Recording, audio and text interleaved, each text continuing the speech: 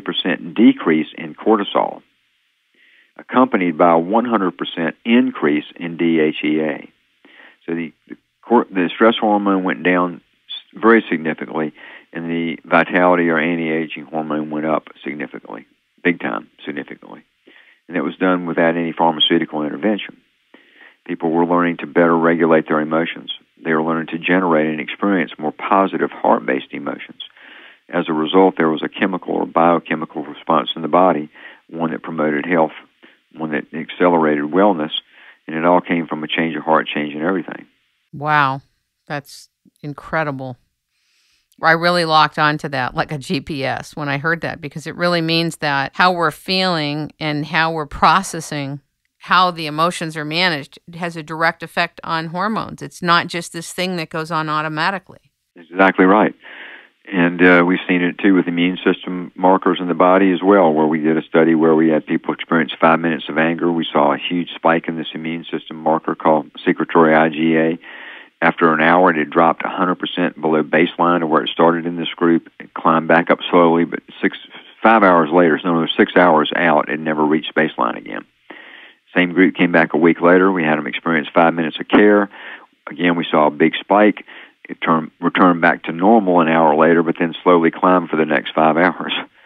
And that was 5 minutes of anger versus 5 minutes of care. And then we have to step back and ask ourselves, gosh, look at all the emotional processing we do, and what are we doing to our bodies? You know? That is profound. I think the anti-aging arena would be very interested in that information. To understand that sometimes goes counter to the supplemental impacting of the hormones, but I think it's very interesting. Is there new studies on that now?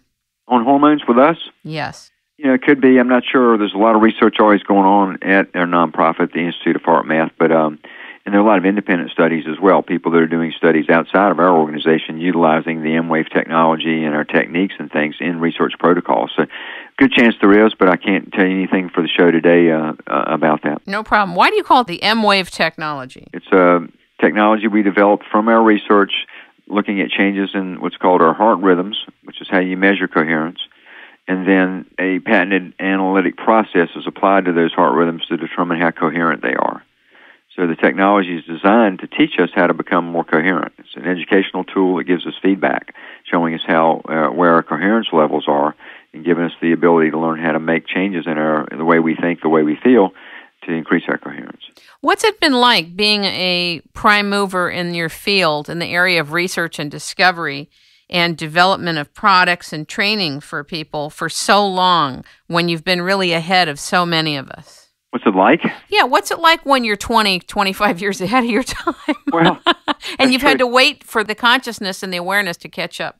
It's been an amazing journey, I can say that. I mean, what's it like? It's been a lot of hard work. It's been a lot of hours, a lot of, lots gone into this, not just myself, but all the people here who work at HeartMath. And it's been a labor of love. It's never been a job. It's been more of something that to me has been meant to be a mission in my life, is to develop myself as best I can first and continue that process always, and then to see if I can make a contribution to others and what they're going through in their lives.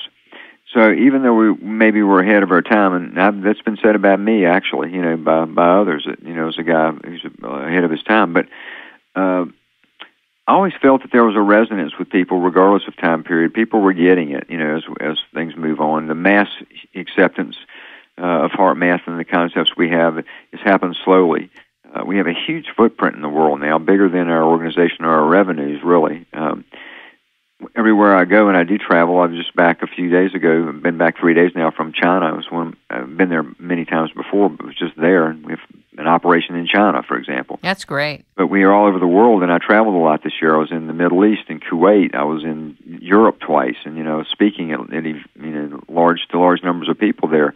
Just to see people around the world who know of our work and who followed HeartMath and who've been studying us for years, and and to see the look on their face when they have a chance to actually see someone from HeartMath there, and the respect that they have, whether it was me or someone else. In this case, I got to experience it. I had that gift, but to see the respect they have for what we've done and to see it as global is a heartening experience. In Germany, I spoke and there was a huge outpouring of emotion and applause and all that at the end of my talk. And I remember I walked off the stage, and I walked all the way down this hall back into my dressing room, and I sat down in a chair in my dressing room. And as I sat there, I could hear that the cheering had not stopped. Wow! And it brought tears to my eyes, just to say, "Oh my God, look at these people! How excited they are about what HeartMath's doing, about what I've shared." And minutes later, I'm sitting in my dressing room, and they're still cheering. And I'm thinking, this is a global thing we have going on here. We're touching the hearts of people all around the world. So whatever I've done, whatever hard work there's been, I think the best is actually yet to come with us, because timing is getting more compressed. For what we've been saying and what we have to offer. Right. We're just one of many systems out there helping people. We always want to be looked at as a friendly facilitator, never as a competitor to anything else someone believes in or is trying to do to improve themselves. We're just doing our part, and we're trying to do it through a heart-centric approach, which is the way we've learned ourselves, and we're just trying to share that in meaningful ways now. So I hope that people can benefit from it and continue to grow to find their own hearts. And I hope that the listeners today have gotten something from our show and from the opportunity you've given me to talk a little bit about this and to introduce people to what we do. Howard Martin, I think I understand why Deepak Chopra says the book could save you years of therapy. It's been a great pleasure and an honor to have you on the show. Ladies and gentlemen, we've been talking with, learning from, and listening to Howard Martin, the Executive Vice President for Strategic Development at HeartMath LLC. And please pick up the HeartMath Solution. It's a fabulous book, and you can also reach them by going to heartmath.com. And thank you so much, Howard. Kim, thank you very much. Thank you for having a show like this, and I want to wish everybody who's listening all the very best, and take care.